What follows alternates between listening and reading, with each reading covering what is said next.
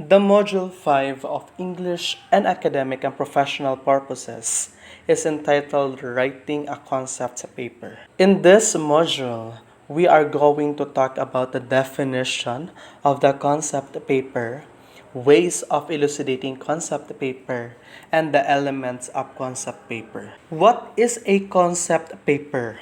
A concept paper is an introduction to a full paper like a thesis, full-blown research, project proposal, and the like. This is developed from the writer's ideas and from the sources cited about the topics that you want to express on your paper. A concept paper should be written concisely. Concept papers, as Speaker 2005 elucidates, typically range from 2 to 5 double-spaced pages with 500 to 1,250 words, not counting bibliographies.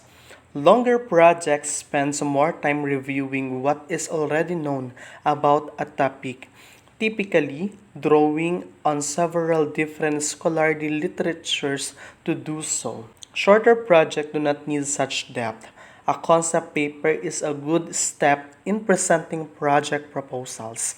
It is to provide a clear summary of the project, which will enable a casual reader to understand what the researcher is investigating, why it is important, and how the investigation will proceed. A concept paper contains an elucidation of a major concept in the study. It provides a clear definition of the concept in relation to other variables. It is an important tool in making the readers well informed about the concept. A concept should be clearly defined because the overall meaning of other variables in relation to the concept would also be inappropriate. Before defining a concept, it is important to choose what to define. Generally, there are three ways in explaining a concept: definition, explication, and clarification. First, definition. Defining is one of the strategies in writing. This is used in explaining unfamiliar terms.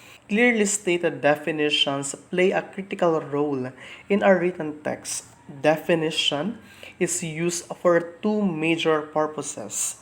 First, to explain. Second is to convince. In the example, a definition of the unfamiliar term psoriasis was provided. My father's hands are grotesque.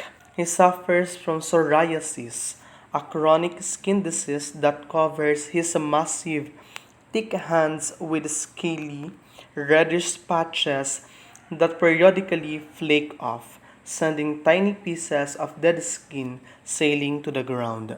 Second is explication.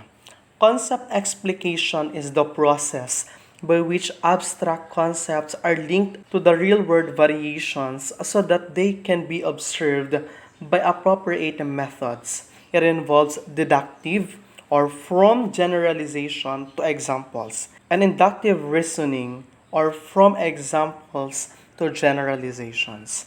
According to Merton 1958, he defines explications as a good part of the work called theorizing is taken up with the clarification of concept, and rightly so. Third, clarification.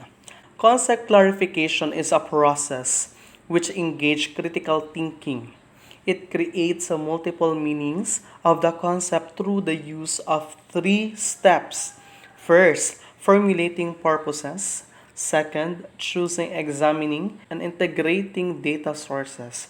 And third, representing a final conceptualization that can also be examined for adequacy. Clarification is also finding the relationship between these two entities. For example, happiness could mean having a wish granted. Here, the meaning of happiness is clarified by the relationship of the two states, happiness and having a wish granted. To organize your concept paper, Rehonel 2012 states that it needs to have a following elements. First, irrationally. You explain here the reasons why you need to undertake that thesis proposal of yours. You can ask yourself the following questions.